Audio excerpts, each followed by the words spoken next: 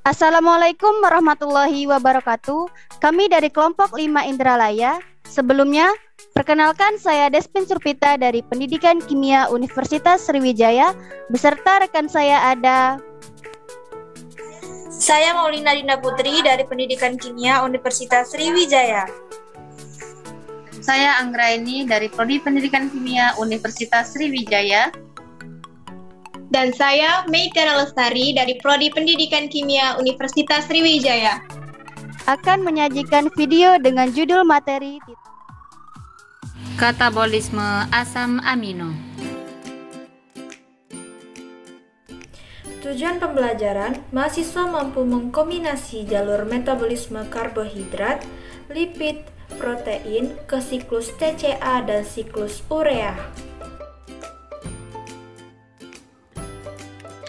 Prosedur proyek. Yang pertama, carilah dan pahami materi mengenai katabolisme asam amino. 2. Jelaskan materi tersebut. 3. Rekam dan edit video dengan semenarik mungkin. Protein merupakan makromolekul yang memiliki banyak peran bagi tubuh. Molekul ini merupakan unit pembangunan sel dan memiliki peran fisiologis penting dalam bentuk protein, enzim, atau hormon. Protein dalam makanan akan dipecah menjadi asam amino dalam sistem pencernaan manusia. Enzim-enzim pepsin, tripsin, dan protease akan memecah protein sehingga diperoleh asam amino yang akan diserap dan diedarkan ke seluruh tubuh. Katabolisme asam amino adalah proses pemecahan molekul asam amino menjadi molekul yang lebih sederhana untuk dibuang gugus aminanya dan rangka karbonnya digunakan sebagai penghasil energi. Jika jumlah asam amino berlebihan atau terjadi kekurangan sumber energi lain, karbohidrat dan lipid, tubuh akan menggunakan asam amino sebagai sumber energi. Tidak seperti karbohidrat dan lipid, asam amino memerlukan pelepasan gugus amina. Gugus amina ini kemudian dibuang karena bersifat toksik bagi tubuh. Ada 2 tahap pelepasan gugus amin dari asam amino, yaitu transaminasi dan deaminasi oksidatif. Berikut ini 20 struktur dari asam amino.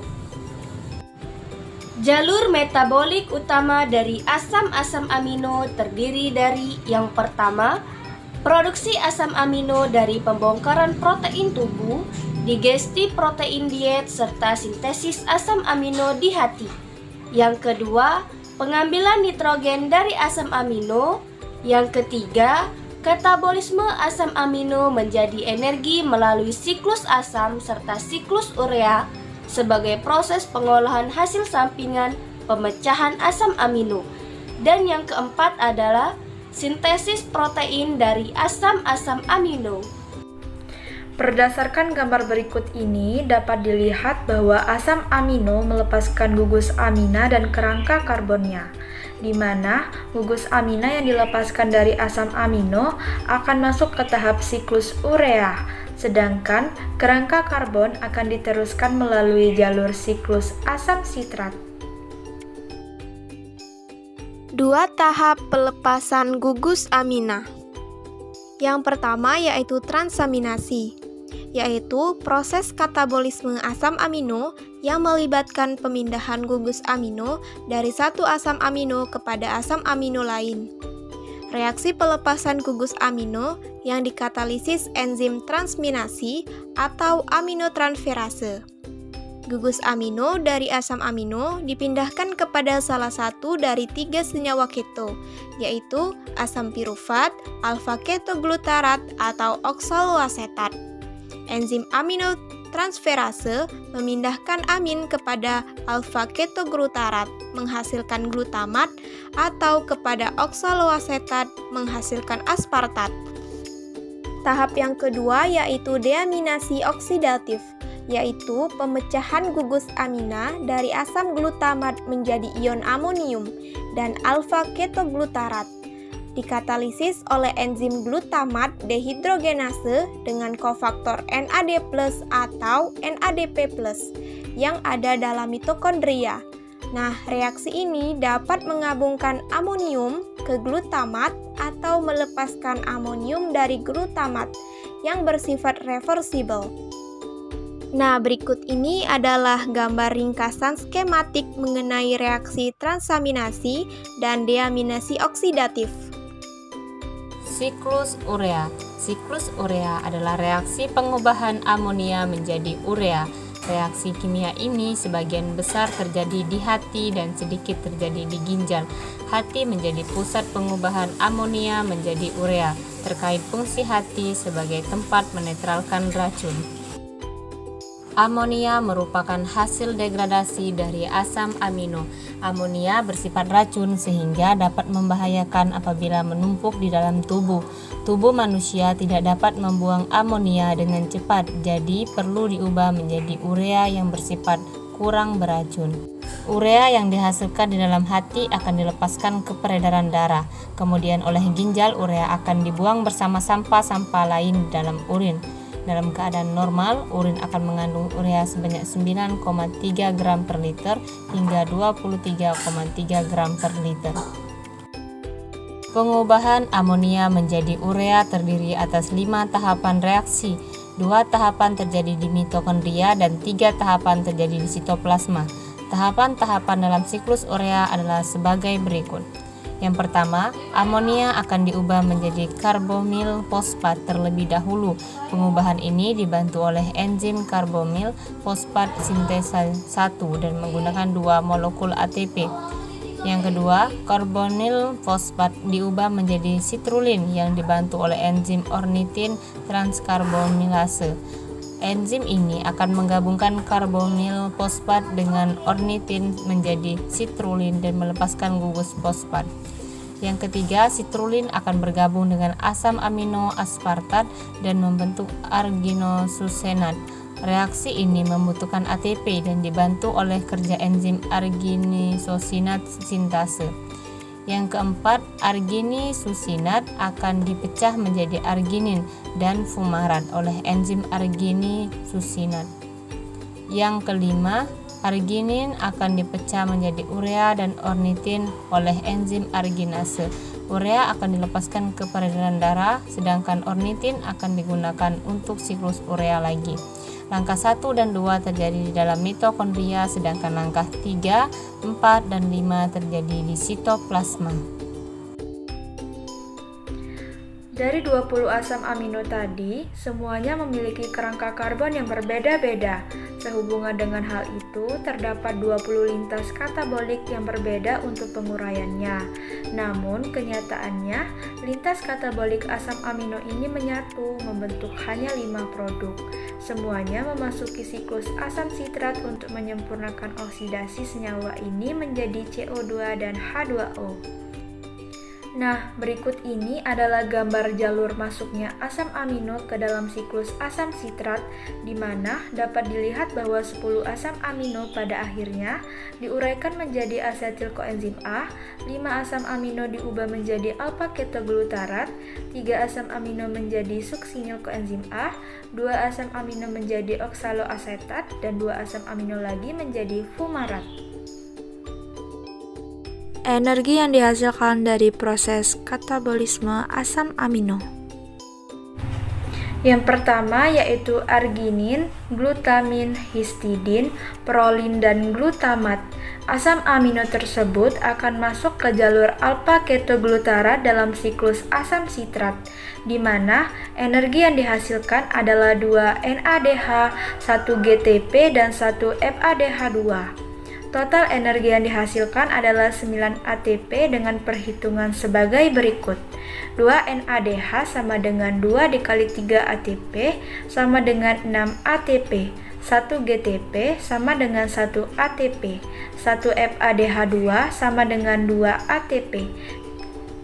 Jadi, masing-masing asam amino akan menghasilkan energi sebesar 9 ATP. Namun, perlu diingat bahwa satu asam amino dalam siklus urea memerlukan 3 ATP, sehingga masing-masing asam amino pada jalur alpha ketogluterat ini akan menghasilkan energi bersih sebesar 6 ATP. 2. Metionin, isoleusin, dan valin. Jalur katabolisme asam-asam amino tersebut akan masuk ke suksinil koenzim A pada siklus asam sitrat, di mana energi yang dihasilkan adalah 1 GTP, 1 FADH2, dan 1 NADH. Total energinya adalah 6 ATP dengan perhitungan sebagai berikut. 1 GTP sama dengan 1 ATP, 1 FADH2 sama dengan 2 ATP, 1 NADH sama dengan 3 ATP. Jadi, masing-masing asam amino akan menghasilkan energi sebesar 6 ATP. Namun, perlu diingat kembali bahwa satu asam amino dalam siklus urea memerlukan 3 ATP, sehingga masing-masing asam amino pada jalur suksinil koenzim A akan menghasilkan energi bersih sebesar 3 ATP. Kemudian fenilalanin dan tirosin. Jalur katabolisme asam-asam amino dimulai dari fumarat dalam siklus asam sitrat. Energi yang dihasilkan adalah 1 NADH dengan perhitungan 1 NADH sama dengan 1 dikali 3 ATP sama dengan 3 ATP. Jadi, masing-masing asam amino menghasilkan energi sebesar 3 ATP. Namun perlu diingat bahwa satu asam amino dalam siklus urea memerlukan 3 ATP, sehingga masing-masing asam amino pada jalur fumarat menghasilkan energi bersih sebesar 3 ATP dikurang 3 ATP adalah 0 ATP. Fenilalanin, tirosin, triptofan, lisin, dan leusin. Jalur katabolisme asam-asam amino ini adalah dimulai dari asetoasetil CoA, kemudian diubah menjadi asetil CoA. Satu asetil CoA dalam siklus asam sitrat menghasilkan energi sebesar 12 ATP. Jadi, masing-masing asam amino menghasilkan energi 12 ATP. Namun, perlu diingat bahwa satu asam amino dalam siklus urea memerlukan 3 ATP, sehingga masing-masing asam amino pada jalur asetoasetil CoA menghasilkan energi bersih sebesar 12 ATP dikurang 3 ATP adalah 9 ATP. Asam-asam amino ini, jalur katabolitiknya juga bisa masuk langsung menuju asetil CoA. Maka, energi masing-masing asam amino yang dapat dihasilkan adalah sebesar 12 ATP. Namun, perlu kita ingat bahwa satu asam amino dalam siklus urea memerlukan 3 ATP, sehingga masing-masing asam amino pada jalur asetil CoA menghasilkan energi sebesar 12 ATP, dikurang 3 ATP adalah 9 ATP. Alanin, treonin, glisin, serin, dan sistein. Asam-asam amino ini, jalur katabolitiknya masuk dari pirufat. Pirufat menuju asetil CoA membutuhkan 1 NADH. Kemudian, ketika asetil CoA masuk ke dalam siklus asam sitrat, maka energi yang dihasilkan adalah 12 ATP. Total energi yang dihasilkan dari masing-masing asam amino adalah 12 ATP, 1 NADH sama dengan 1 dikali 3 ATP sama dengan 3 ATP. Jadi, masing-masing asam amino menghasilkan energi sebesar 15 ATP. Namun, perlu diingat bahwa satu asam amino dalam siklus urea memerlukan 3 ATP, sehingga masing-masing asam amino pada jalur pirufat menghasilkan energi bersih sebesar 15 ATP dikurang 3 ATP adalah 12 ATP. Kesimpulan, yang pertama, katabolisme asam amino adalah proses pemecahan molekul asam amino menjadi molekul yang lebih sederhana untuk dibuang gugus aminanya dan rangka karbonnya digunakan sebagai penghasil energi. Yang kedua, ada dua tahapan pelepasan gugus amin dari asam amino, yaitu tahap transaminasi dan deaminasi oksidatif. Yang ketiga, gugus amina dari asam amino yang dilepaskan akan masuk ke tahap siklus urea, sedangkan kerangka karbon akan diteruskan melalui jalur siklus asam sitrat. Sekian dari kelompok kami akhiri. Wassalamualaikum warahmatullahi wabarakatuh.